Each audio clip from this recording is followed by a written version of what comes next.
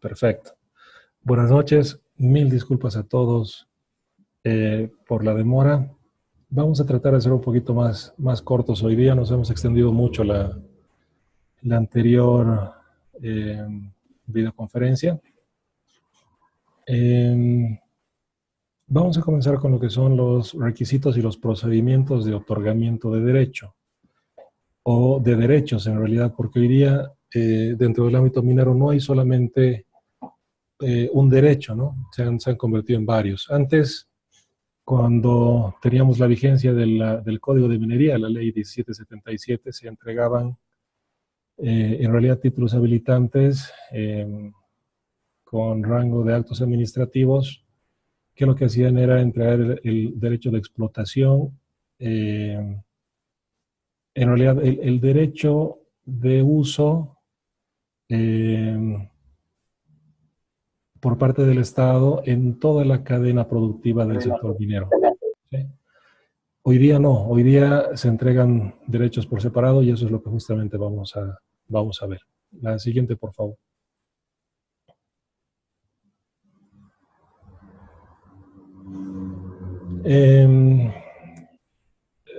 Para tener un pantallazo acerca de cuáles son los requisitos, todos estos son los requisitos que se piden para que uno pueda realizar la solicitud de un contrato administrativo minero, lo que antes se llamaban concesiones mineras. Solamente con estas dos puntualizaciones que ya se le explica en realidad al actor productivo minero que está haciendo esta solicitud, primero que lo que se le entrega no es un derecho propietario sobre el área ni tampoco sobre los minerales, y solamente puede pedir un máximo de 250 cuadrículas. Anteriormente no había una limitación. Dentro de los requisitos tenemos el original o fotocopia del testimonio de constitución en caso de que sea una sociedad comercial, en caso de que sea una empresa unipersonal, solamente se entrega el registro de comercio en Fondempresa. En caso de que sea una empresa que previamente a la solicitud se haya constituido, al momento de solicitarle la certificación original de la actualización de la matrícula de comercio, también se le pide que la actividad con la cual se creó esta persona jurídica necesariamente tenga que ser en el rubro minero. En caso de que sea necesario, se le pide un poder de representación legal. Digo, en caso de que sea necesario, puede ser que sea una empresa unipersonal. Se le pide el NIT, que se puede acreditar mediante la certificación electrónica, que es un trámite sencillo que se hace a través de la página del SIN.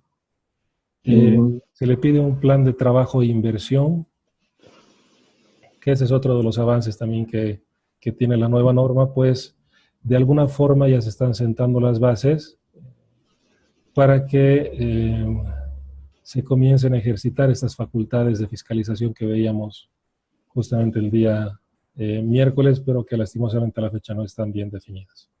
Se pide la certificación de área minera libre, que ese en realidad es el primer paso, enseguida lo vamos a ver, en qué consiste. Se pide también, en caso de que se pueda conseguir, el acuerdo previo con las comunidades sujetas a consulta previa. Uno de los pasos, como veíamos el día miércoles, dentro del proceso de otorgamiento del derecho es estas audiencias de conciliación o de consultas previas con las comunidades que están involucradas en el área de afectación de la actividad minera. Claro, este es un requisito que no es obligatorio, pero si ya lo tiene, siempre es bueno presentarlo para saltar este paso de la consulta previa. Se pide un formulario de consignación de datos del solicitante, un formulario que nos pide la JAM, y además se pide que se señale domicilio legal para los identificación. Muchos de estos requisitos tienen su práctica. Sobre alguno de ellos ustedes quieren comentar algo, podemos hacerlo en esta videoconferencia. Doctor, ¿me escucha? Sí. Alguien está en fiesta.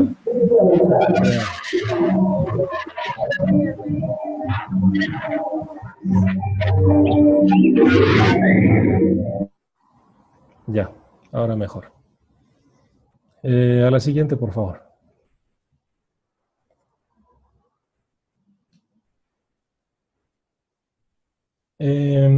Decíamos que se entrega más de un derecho justamente por este tipo de licencias que vamos a comenzar a ver. Hoy en día, perdón, existe lo que es la licencia de operación a las actividades mineras.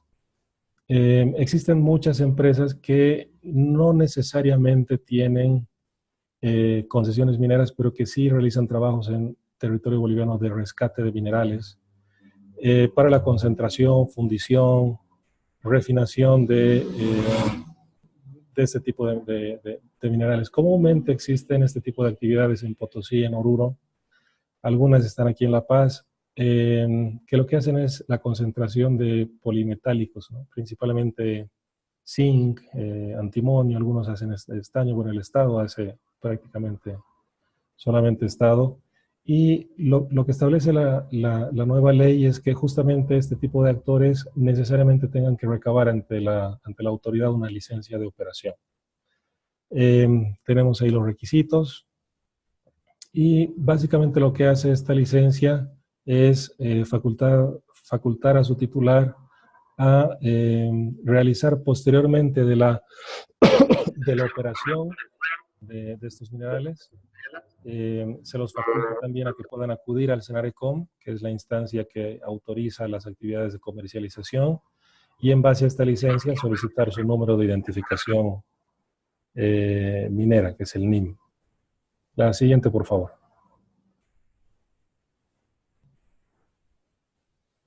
Otro de los derechos que se otorgan, creo que nos hemos saltado una, ingeniera, porque antes estaba la licencia de uno antes.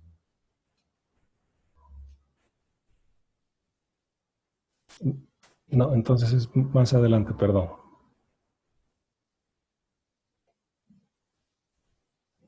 La 3. Estamos en la 2. La 3, por favor. Sí, deme un segundo y se pasa directamente. Ahora sí, perdón. Ya, entonces, previamente tenemos una licencia de prospección y exploración. Este tipo de derechos se ha configurado justamente para evitar el congestionamiento de solicitudes, porque pasa mucho eso en Bolivia, ¿no? Principalmente en lo que es ya la explotación de oro. No existe un análisis previo del suelo o del subsuelo para realizar una solicitud. En realidad, muchas veces se hacen solicitudes de áreas mineras porque piensan que hay buenas cosas ahí, ¿no? En Bolivia, ni siquiera el Sergio Tecmin tiene análisis actualizados acerca de la naturaleza de los suelos. Existía hace un par de años un proyecto muy interesante del Sergio Min para realizar una prospección y exploración en todo el territorio boliviano. Se solicitaban más o menos 20 millones de dólares. La tecnología que se iba a utilizar era muy interesante, la peruana, pero nunca se logró conseguir el financiamiento para esto y ni siquiera las entidades del Estado tienen en este momento, más allá de los análisis y los estudios que hizo la Comibol hace más o menos unos 20, 25 años, no existe un conocimiento cabal por parte del Estado de qué es lo que tenemos como recurso mineralógico en el país. Existen sí muchas empresas extranjeras que se dedican a este tipo de actividades y son ellas las que han estado en el tiempo de vigencia de esta ley solicitando este tipo de licencias. Entonces, una de las digamos, limitantes es que no puedes solicitar una licencia de prospección en más de 500 cuadrículas. Los precios, como vamos a ver más adelante, son considerables. En cuanto a los requisitos, decimos que para los actores productivos mineros, estatales y privados, son los mismos requisitos. Ahora sí, a la 4, a la 5, por favor. Gracias. Entonces, al margen de lo que es la licencia de operación, tenemos esta licencia de comercialización, que en la práctica se confunde mucho con el trabajo que hace el Senarecom. El Senarecom es la entidad encargada de fiscalizar los procesos de comercialización en Bolivia. Sí, es una entidad distinta a la JAM, no depende de la JAM, depende directamente del Ministerio de Minería, tiene su propia estructura jerárquica, competencias y atribuciones que están establecidas en la ley de minería. Y esta parte parecería ser, digamos, una contradicción, toda vez que existiendo ya una entidad que se hace cargo de la fiscalización en cuanto a la comercialización, se le ha otorgado también a la JAM atribuciones de que puedan otorgar ese tipo de licencias para el mismo fin que la anterior, ¿no? Lo que dice esta licencia de comercialización es que una vez obtenido, en realidad, se podría de alguna forma incluso prescindir de la autorización del Senarecom y en base a esta licencia realizar la comercialización de minerales. No existe una reglamentación como tal esta licencia. Los procedimientos en la otra entidad, en el Senarecom, están definidos hace mucho tiempo y creo que en esta parte la JAM tiene que trabajar mucho para ver cómo se puede fiscalizar este tipo de actividad. Ahora, de forma muy particular, yo creo que más bien este es el camino correcto, ¿sí? Porque lo que no funciona, según mi perspectiva, dentro del Estado es un nivel de coordinación eficiente como para realizar labores de fiscalización, ¿sí?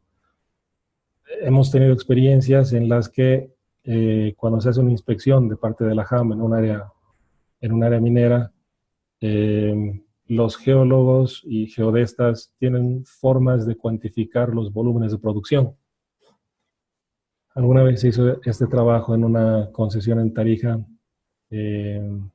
muy interesante, y los volúmenes de explotación no coincidían con los valores declarados justamente en esta entidad, en el Senarecom, en cuanto a el pago de regalías mineras, perdón.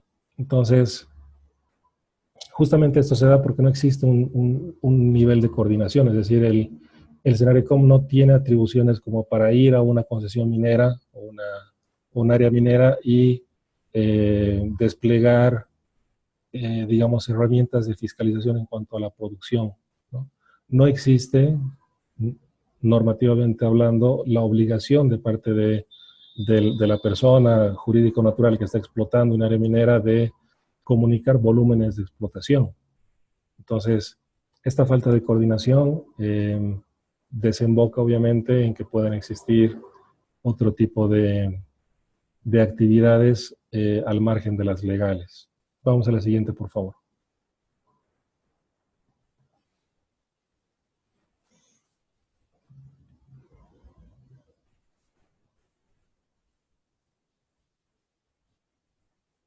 El pago de la patente. ¿Cuánto se paga por tener una cuadrícula o un área minera? Esto es lo que se paga.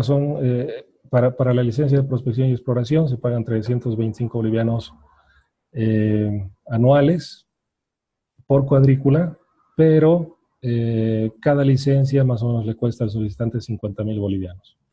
Ya para la explotación de un área, se paga 400 bolivianos de forma anual por cuadrícula, hasta las 30 cuadrículas. De la 31 hasta la 40 se paga 500 bolivianos por cuadrícula y de la 41 en adelante se paga 600 bolivianos. Adelante, por favor.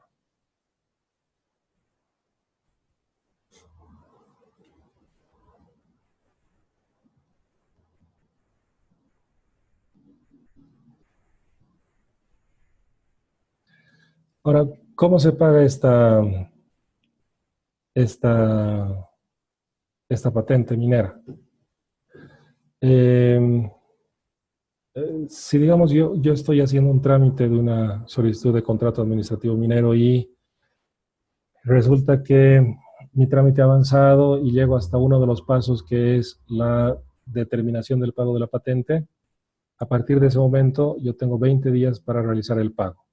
Y el pago se hace por gestión, es decir, no importa dentro de un periodo fiscal si me han dado esta autorización de pago de patente en enero, febrero, marzo, abril, noviembre, yo pago por el año, ¿no? Si sale esta autorización en noviembre y pago la patente, estoy pagando por la gestión 2000 de este año, estoy pagando por la gestión 2018 e inmediatamente al año siguiente, conforme está plasmado acá, se abre el requerimiento de pagar una nueva gestión, ¿sí?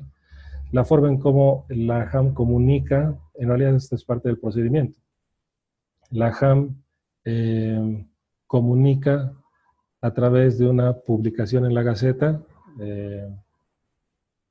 al principio de cada año una lista de quiénes son los titulares de áreas mineras que tienen que pagar la patente minera. Esta publicación tiene un carácter de intimación para el pago y obviamente se les comunica que tienen un plazo de 30 días calendario para que puedan realizar la cancelación. Una adición a la forma de pago de patente es lo que vemos en la parte inferior, y es que todas aquellas áreas mineras que tengan una antigüedad mayor a 5 años, en cuanto al monto del pago de la patente, tienen un incremento del 100%.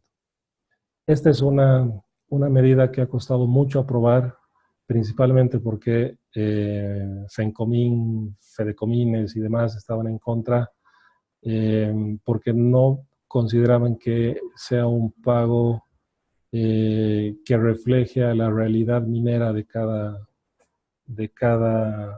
área. Pero en realidad en su momento se justificó que cualquier área minera con más de 5 años ya debería estar en producción. Y cuando estás en producción, los montos que se está pidiendo para el Estado son en realidad ínfimos en relación a al movimiento económico que se genera en un área, ¿sí? Sin importar en realidad el nivel de producción. Si recuerdan, el día miércoles yo les hablaba de los montos que significan el pago de patentes y de verdad no reflejan los ingresos que se generan en esta actividad. En otro tipo de actividades, telecomunicaciones, entidades bancarias y demás, siempre se fija una tasa de regulación, claro, en este caso es una patente minera, en función de los ingresos que genera cada operador.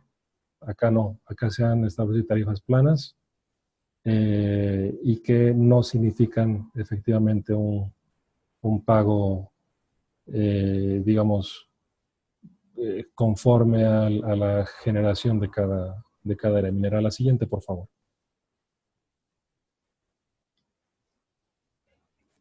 La anterior, por favor.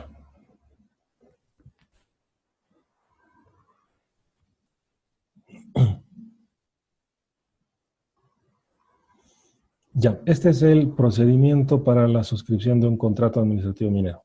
El primer paso, si uno quiere hacerse de un área minera, lo primero que tiene que hacer es apersonarse a una de las regionales de la JAM, recordando que están acá en la ciudad de La Paz. En La Paz, La Paz se hace cargo de todo lo que son las áreas de, claro, La Paz, Pando y Beni.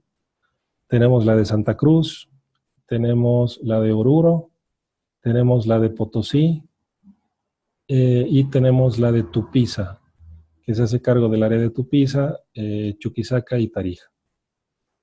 Una vez apersonado, con requisitos mínimos, que es si vas a hacer una solicitud como una persona jurídica unipersonal, presentas tu certificado de fondo de empresa, tu carnet de identidad. En el caso de que seas una sociedad comercial, presentas la fotocopia de la inscripción a fondo de empresa y la fotocopia de tu poder de representación legal, y lo que solicitas es un certificado de área minera libre. Y lo que haces en este paso es sentarte con un técnico de catastro, especificarle cuáles son las cuadrículas en función de coordenadas que previamente has tenido que obtener, y vas seleccionando cuadrícula por cuadrícula que desees, ¿no? Al final de este trabajo, el técnico lo que hace es imprimir las áreas que uno ha seleccionado, y en base a la base de datos que se encuentra instalada en la HAM, se puede comprobar si las áreas que uno ha pedido tienen sobreposición o están libres. En el caso de que estén libres, todas las áreas que he pedido, este certificado eh, otorga una suerte de derecho preferente dentro de esas áreas, pero además se le otorga un plazo para que pueda formalizar su solicitud, que es de 10 días, ¿no? Es decir, en estos 10 días esas áreas se van a encriptar y ninguna otra persona podría pedir o hacer una solicitud sobre las áreas que uno ya ha elegido. Dentro de esos 10 días uno tiene que presentarse con los requisitos que habíamos visto en la primera diapositiva y hacer una solicitud formal del área minera.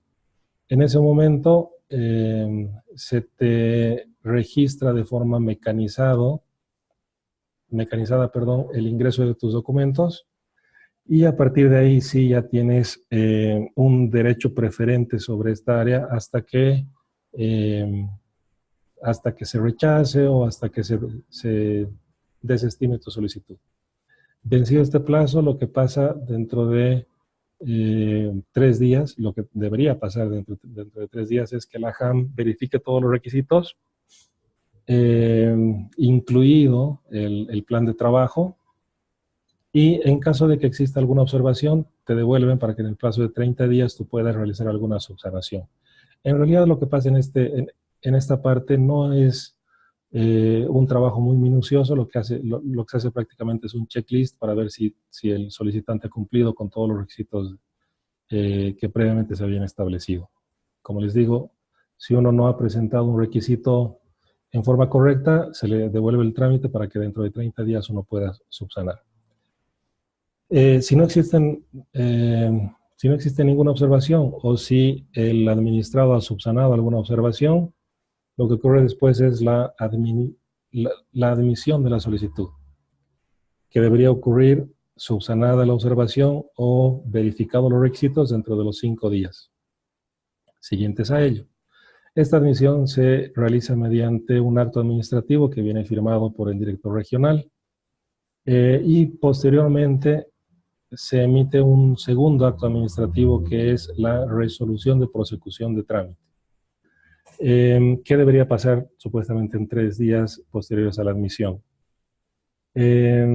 A partir de ahí se realiza un análisis en realidad del plan de trabajo que se había presentado a un inicio. Este plan de trabajo, si bien en una primera instancia es analizado por personeros de la HAM, lo que en realidad genera, digamos, la confianza en el Estado de que este plan de trabajo de alguna forma tiene, digamos, elementos suficientemente técnicos como para ser aprobado, es Sergio Min. Todos los planes de trabajo que se presentan ante la HAM dentro de solicitudes de contrato necesariamente pasan a otra entidad que depende de la Comibol, se llama Sergio Min, y ellos son, en realidad sus técnicos son quienes dentro de 30 días hábiles analizan estos planes, analizan la viabilidad de estos planes y emiten un informe de análisis al respecto. Una vez que se tenga aprobado el plan de trabajo por parte de Sergio Min, vuelve a la HAM, y en la HAM, en función de los tiempos, en función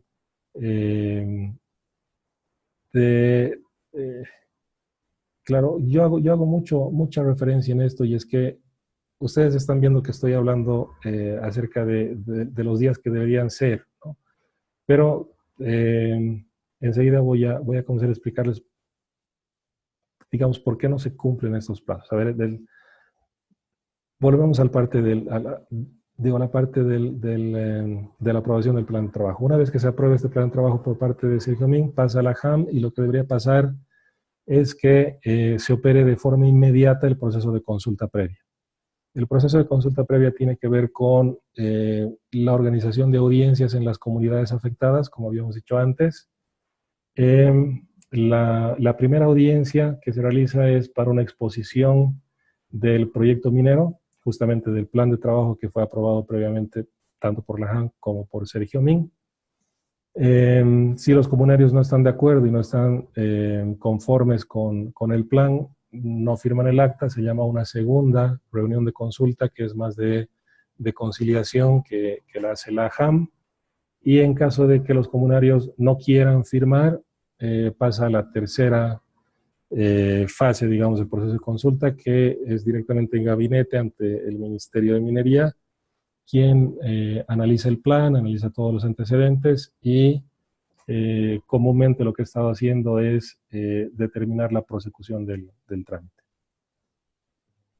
Cuando se vence este proceso de la consulta, vuelve a la unidad de catastro este trámite y se emite el plano definitivo juntamente con la resolución de autorización de suscripción del contrato. Es decir, se emite el catastro por parte de la unidad correspondiente y el director regional esta vez lo que hace es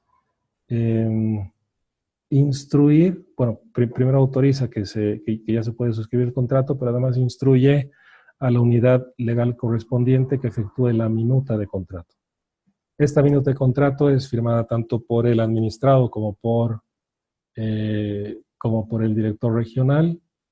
Este es un paso que no está, pero pasa a la Dirección Nacional para una última revisión y con nota de atención se remite al Ministerio de Minería, quienes remiten a la Asamblea para la aprobación mediante ley del Estado de los contratos que se están enviando. Posteriormente a esto vuelve a la JAM para que se pueda protocolizar mediante notario de gobierno este contrato, supuestamente dentro del plazo de 15 días. Ustedes pueden observar, como les decía hace un momento, que los plazos son de alguna forma cortos, ¿no? Digo de alguna forma porque existen ciertos pasos que necesariamente tienen que ser analizados técnicamente, ¿no? O sea, necesariamente tienen que tomar su tiempo. Hoy día, mejor dicho, los primeros días de julio se ha enviado a la Asamblea alrededor de 150 contratos. Gran parte de estos contratos son solicitudes que datan de la gestión 2015, algunas 2016.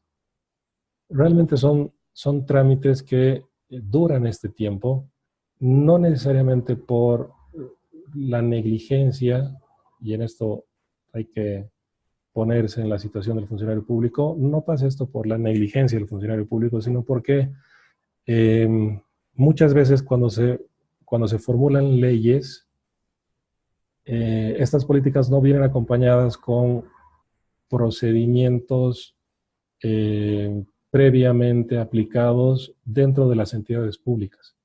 Hoy día en La Paz existen más o menos 9 analistas en el área jurídica. Cada uno de estos analistas tiene a su cargo más de 200 trámites, ¿no? Más de 200 solicitudes de contrato administrativo.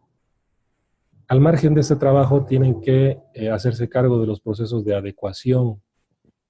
¿Se acuerdan que hablábamos el día miércoles de los procesos de adecuación? Y aparte tienen que hacerse cargo de procesos de fiscalización en lo que respecta a lo que es la minería ilegal. Entonces, por una parte.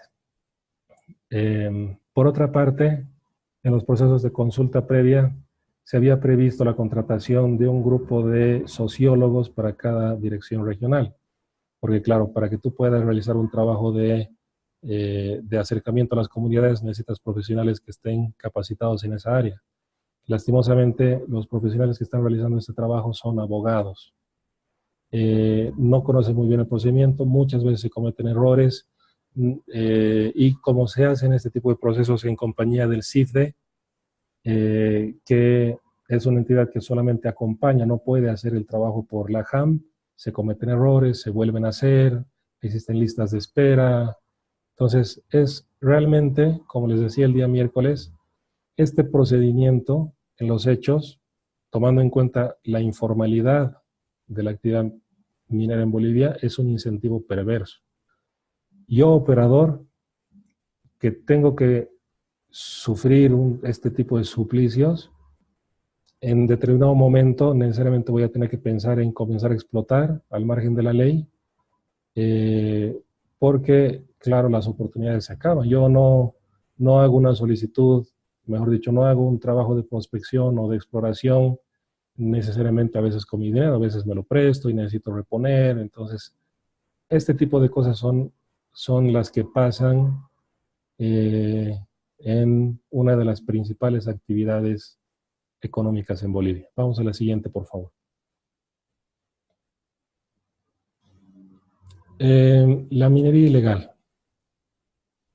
Es cierto que el artículo 104 de la nueva ley de minería contempla conceptualmente lo que es la minería ilegal. La minería ilegal es una figura que no se había tratado en la historia de nuestro país, sino hasta el año 2013, que se emite una ley de modificación al Código Penal y se incluyen cierto tipo de artículos referidos a esta actividad.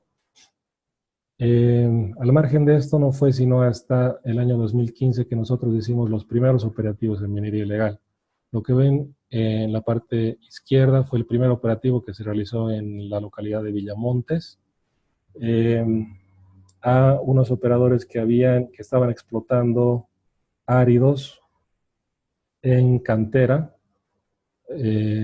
para la exportación hacia el Paraguay, porque en el Paraguay estaban construyendo una carretera de mucho dinero y en el Paraguay no existen este tipo de insumos.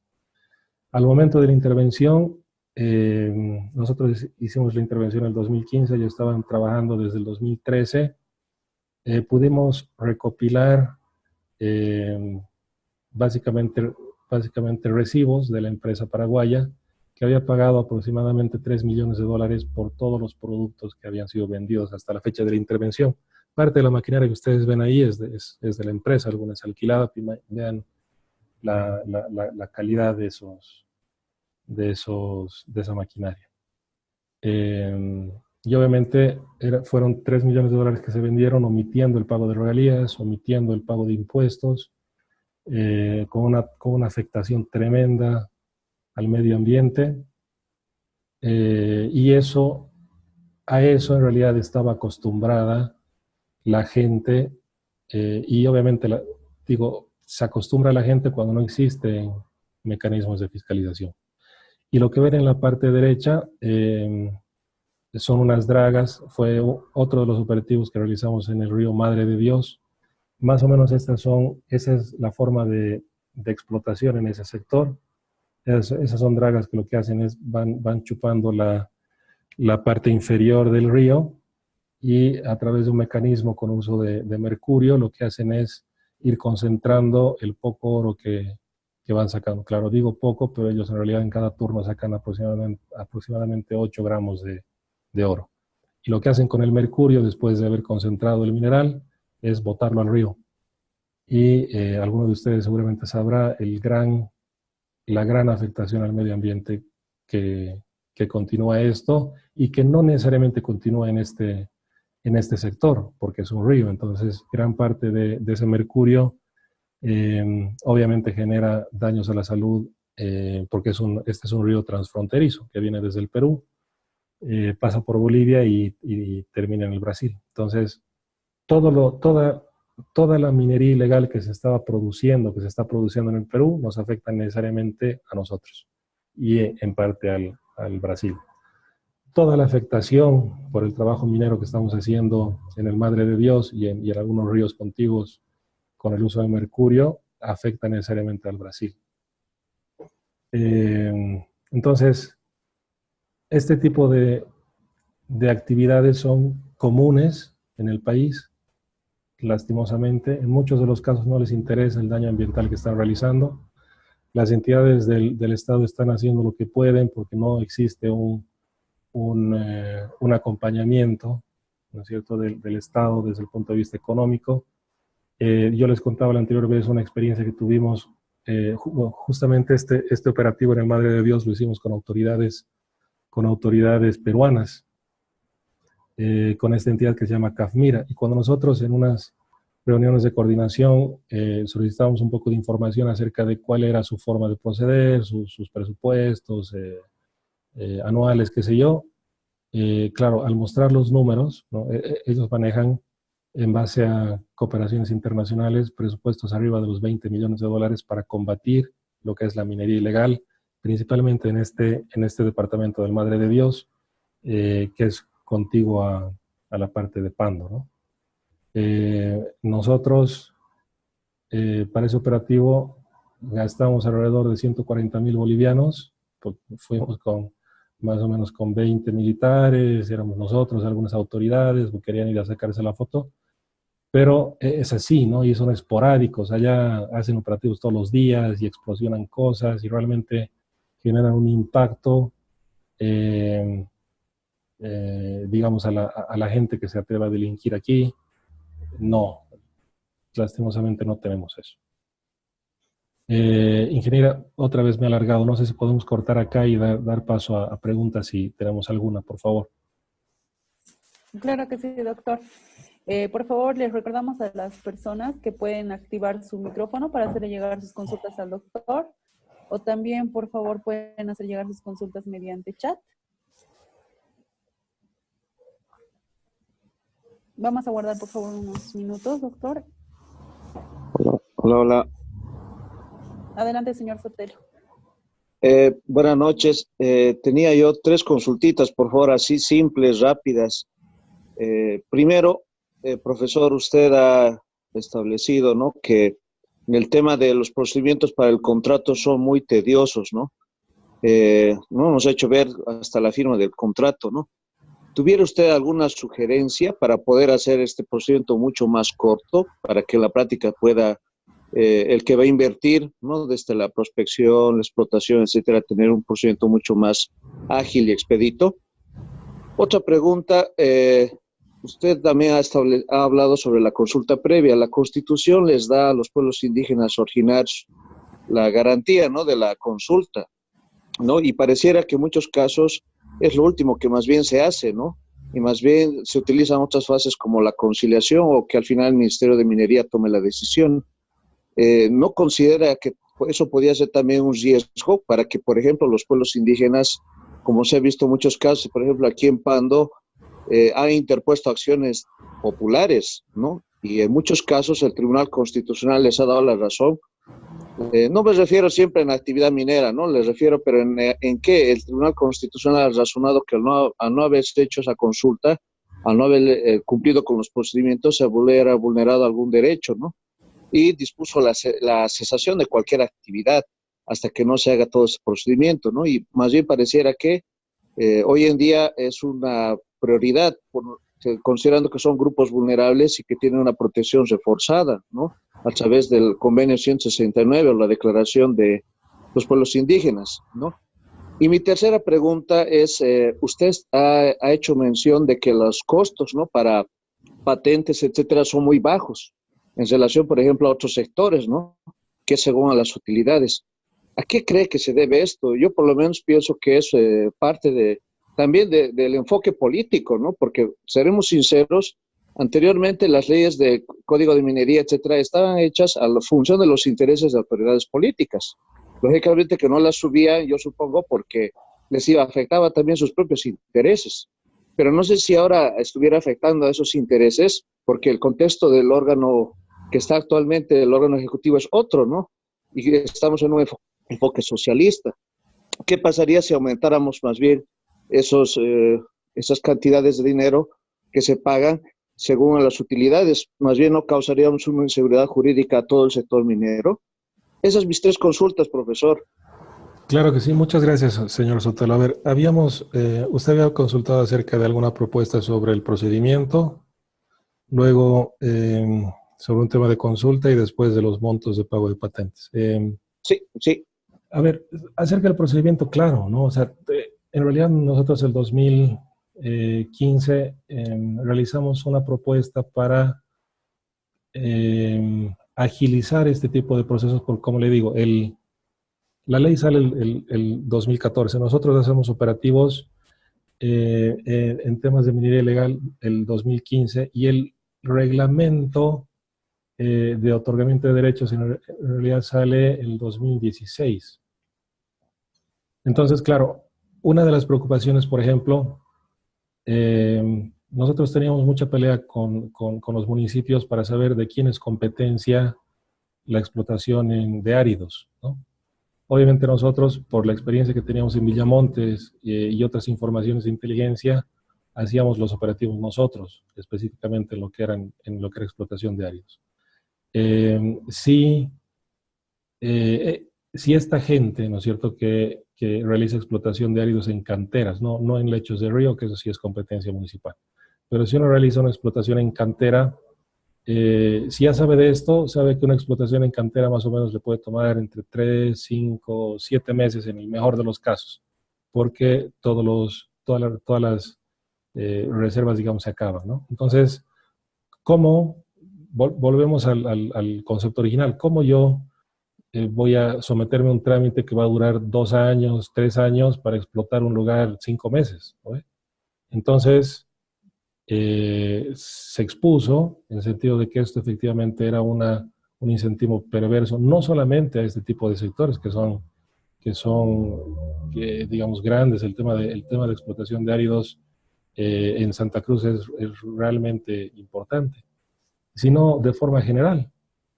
Sin embargo, como usted ya lo mencionó, había una instrucción presidencial de que esto necesariamente pase a la Asamblea y en realidad tuvo que armarse toda una parafernalia, claro, porque el hecho de que una solicitud vaya de una entidad a otra entidad, qué sé yo, ¿no?, que se le den muchos pasos, necesariamente demora pues este tipo de solicitudes. Volviendo al punto, lastimosamente todas las propuestas que nosotros hicimos para minorar trámites no se atendieron y hoy día tenemos lo que tenemos, que, y yo lo veo así, es un incentivo perverso para cualquiera que quiera hacer minería. Yo conozco de muchas empresas que ante la explicación de este tipo de procedimientos, obviamente les genera pues algún tipo de temor y de inseguridad, porque no saben si va a salir su trámite o no, si al final va a ser observado o no, qué sé yo. Respecto al tema de consulta, usted hacía referencia a una acción que se había ejercido en el ámbito constitucional, esta acción popular. Entiendo que esa acción se dio específicamente en el área de hidrocarburos. Si estoy mal, por favor, corríjame. Y justamente por ese tipo de cosas es que la JAM realiza todos los procedimientos de consulta acompañados con el CIFDE. Primero, porque eso es lo que manda la ley. Segundo, porque el CIFDE lo que hace es cuidar procedimientos. Si bien es una entidad de acompañamiento solamente, si alguno de los pasos que están previamente establecidos, tanto en el reglamento del CIFDE o en el reglamento de consultas previas de la JAM no se está cumpliendo, son ellos los que emiten informes para que se subsane esto. Entonces, digamos que en la parte de minería creo que no hemos tenido ese tipo de experiencias negativas, se ha estado siguiendo todo el procedimiento conforme a la ley, pero lo que sí hemos tenido ha sido actitudes extorsivas por parte de los comunarios, pero no necesariamente de los comunarios, y en esto tenemos que sincerarnos, es decir, muchas veces son cooperativistas que llegan a las comunidades y convencen a las comunidades de organizarse y de crear su cooperativa y trabajar ellos en lugar de la empresa, ¿no?, o en lugar del solicitante. Entonces, muchas veces no es solamente, ay, no quiero, ay, me va a afectar o qué sé yo, sino es, como les digo, es una labor, digamos, extorsiva, ¿no? Eso es lo más grave.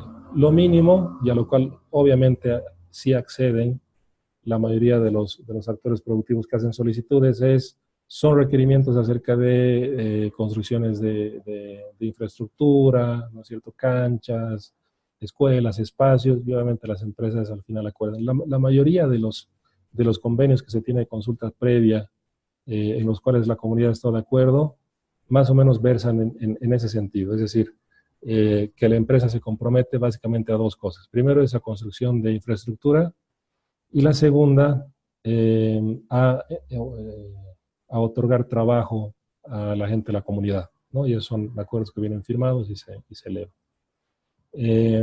Hablábamos de la tercera consulta, que es acerca de los montos por las patentes mineras. A ver, estamos hablando hoy día de la segunda economía del sector que significa el segundo ingreso dentro de la economía nacional. El pago de patentes significa aproximadamente 60 millones de bolivianos al año, ¿no? Son casi 10 millones de dólares.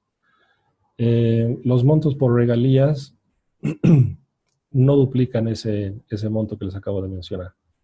Y el pago de impuestos no triplican el monto del ingreso de pago de patentes. Entonces, donde más creo que debería hacerse hincapié es al pago de la patente. ¿Por qué? Porque esta patente tiene que verse no como un pago por el derecho de uso solamente, sino como una tasa de regulación. Es como funcionan otros sistemas, ¿no es cierto? Porque el dinero que ingresa necesariamente se reutiliza, por así decirlo, en más ítems, en más infraestructura, en más medios para realizar procesos de fiscalización. Entonces, más o menos por ese lado debería verse el tema del pago de la patente. Ahora, si volvemos al video que habíamos puesto nosotros en la introducción y vemos efectivamente la realidad de muchos actores mineros en Bolivia, claro, uno realmente se pone a pensar en sentido de que si vale la pena sumarles, digamos, la carga a estas personas, que muchas de ellas sí son legales, muchas de ellas sí cumplen con todas las leyes y que aún así no les alcanza a veces para pagar las patentes. Gracias, doctor. Tenemos acá una consulta de la señorita Shirley. Nos dice, doctor, buenas noches. ¿Podría explicarnos en qué consiste el amparo administrativo minero? Por favor, gracias. Gracias. A ver, el amparo administrativo minero es una forma de protección del derecho minero. En realidad es una de las formas cuando existe un uso abusivo de un titular contiguo o de una persona que no tenga un derecho minero.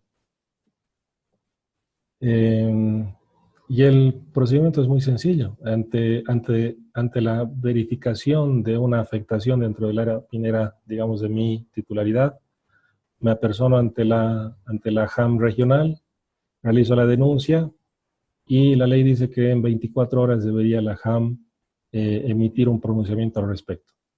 El pronunciamiento que emite la JAM, alguna vez les decía que es un pronunciamiento nominal, porque lo único que hace es disponer la expulsión de las personas que están realizando un trabajo en un área de mi titularidad. Pero volvemos al tema de los medios. La JAM no tiene medios para ejecutar de forma forzosa esa instrucción. Por eso la JAM hace ya un par de años lo que ha optado por hacer es pedirles a los titulares de áreas mineras que en lugar de ir a la JAM o con el antecedente del acto administrativo emitido por la JAM, acudan a instancias judiciales bajo la figura de avasallamientos. Claro, porque muchas veces cuando existe un avasallamiento no aplica la figura de la minería ilegal, ¿no? Está contemplada también en el código, pero sí la figura del avasallamiento. Entonces, claro, ante la inacción de la JAM, lo que hacen muchos titulares es ir a instancias judiciales para que penalmente se puedan hacer valer sus derechos. Gracias, doctor. Tenemos acá otra consulta del señor Rioja. Nos dice, buenas noches, doctor. ¿Cuál es el procedimiento realizado para la fiscalización? ¿Qué pasos se realizan? Sí, buena pregunta. Y no hay. lastimosamente, a ver, de lo que yo conozco, por ejemplo, que es también materia de telecomunicaciones y de transportes, eh, antes del proceso de migración, por ejemplo, en materia de telecom, existían dentro del contrato de concesión eh, figuras claras para procesos de fiscalización, ¿no? Es decir, en el contrato de concesión se decía, si yo, por ejemplo, voy a dar el servicio de telefonía, qué sé yo, celular, dentro del contrato se establecían parámetros que yo tenía que cumplir en la prestación de ese servicio. Tiempos de espera, porcentaje de terminación de llamadas, llamadas en espera, rechazos, qué sé yo. O sea, todas las características técnicas que componían una prestación de servicio estaban establecidas en el contrato de concesión o en las normas anexas, y eso a mí como autoridad me servía para realizar procesos de fiscalización eficaces, y sobre la base de verificaciones reales yo procedía a sancionar de forma dura, económicamente hablando, y que también significaba un ingreso importante de recursos a la entidad. En minería no existe.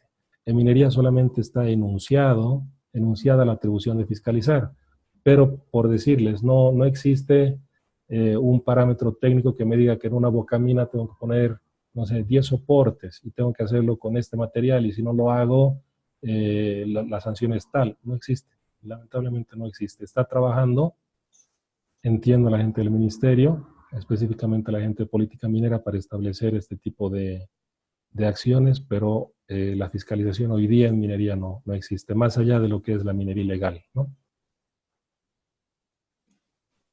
Perfecto, gracias, doctor. Tenemos acá otra consulta del señor Ernesto. Dice, doctor, buenas noches. Hay solicitudes de contratos administrativos que están trabajando con lo que llaman SETCAN. ¿Ellos ya concluyeron su trámite? ¿Y será que pueden trabajar sin que haya sido aprobada una ley? Sí, bueno, en realidad esta figura del SETCAN fue acomodada dada la gran cantidad de actividades ilegales que existen en varios sectores, en Santa Cruz, principalmente en el área de la Chiquitanía, eh, lastimosamente aquí en La Paz, en el norte de La Paz, cerca de Apolo. Algunas de estas actividades están en Tupiza. Entonces, lo que se les dio en su momento fue una autorización de trabajo mientras duraba su trámite, ¿no? Era una especie de autorización. Pero de nuevo, esta figura eh, no está fundamentada en derecho, y algunos abogados, seguramente muchos en el curso, conocen que si una figura no está apoyada en función del principio de legalidad, es inválida jurídicamente hablando, ¿no? Pero las entidades del sector la han dado por bien hecha, y existen muchas cooperativas principalmente que están trabajando con esto. Ahora, puede ser que hayan obtenido este permiso, pero hoy día la forma de culminar el trámite de solicitud de contrato administrativo, además de firmarlo, además de ser aprobado en la asamblea, necesariamente hace cuenta de una protocolización ante notario de gobierno, y a la fecha hay muy pocas que hayan sido aprobadas. Y obviamente, ya en la segunda parte de la pregunta dice, ¿y será que pueden trabajar sin que haya sido aprobada una ley? Claro, con este CETCAN muchas veces han estado trabajando, e incluso el Senaricom les ha otorgado NIMS para que puedan comercializar. Este tipo de acciones se han tomado a favor de cooperativas. Lastimosamente, entiendo, por la cercanía que existe o por la necesidad de generación de empleos. Bueno, y al final más o menos es eso, ¿no? O se generan empleos o se sigue la ley. Creo que esas han sido las dos partes de la balanza que ha estado a manos del gobierno. Gracias, doctor. Tenemos acá otra consulta de la señorita Pilar.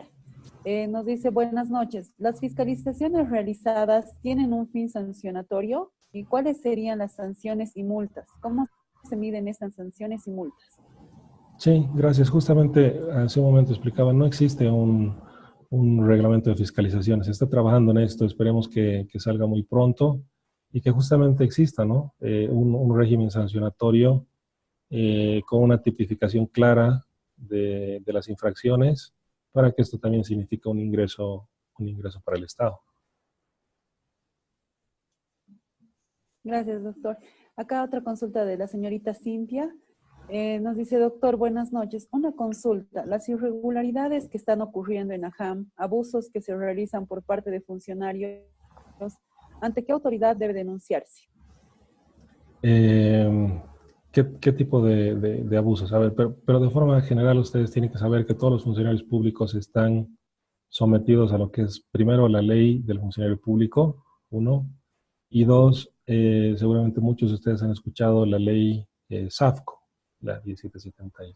Entonces, estas dos leyes lo que establecen es un marco general de acción del funcionario público, y hace poco se ha sumado la ley Marcelo Quiroga, que es la ley 004, donde se le deja muy poco margen al funcionario público desde el punto de vista de la discrecionalidad y mucho menos de los abusos que hayan realizado.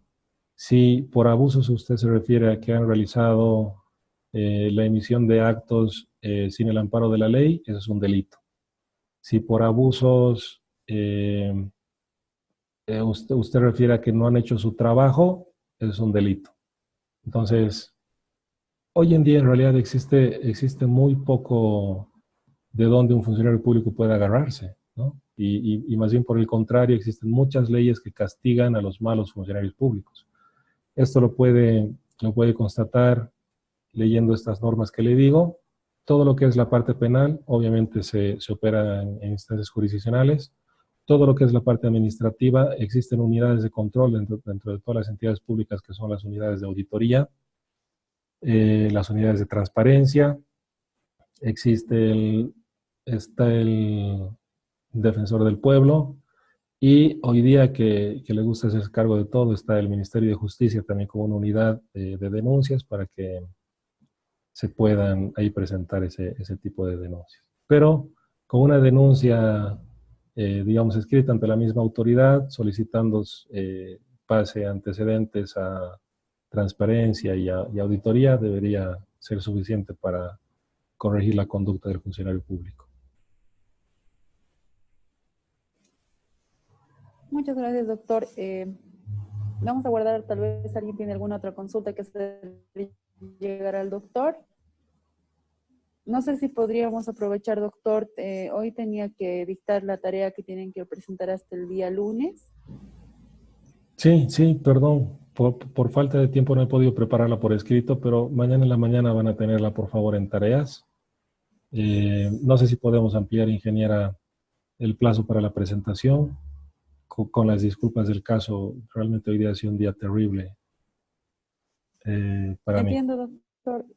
¿Para cuándo usted quisiera que presente la tarea? No hay inconveniente. No, si estamos ampliando un día, tal vez un día más, por favor, para el día miércoles, si le parece. Perfecto, entonces por favor a todos los participantes les avisamos que mañana ya pueden ingresar a la herramienta tareas y ahí ya va a estar colgada la tarea y la pueden presentar hasta el día miércoles. Vamos a modificar la fecha de presentación. Tenemos acá, nos escribe la señorita Noli, nos dice, complementando lo mencionado por usted, doctor, conforme a la ley número 974 de unidades de transparencia y lucha contra la corrupción, todas las entidades deben contar con su unidad de transparencia y respecto a la defensa de derechos del consumidor, ODECO. Sí, exactamente. Le damos las gracias a la señora. Gracias, doctora. Gracias, doctora. Ahora, claro, en la parte minera no se llaman consumidores, ¿no? Y obviamente la unidad de transparencia no vela por la protección de sus derechos porque no hay una prestación de servicios como tal.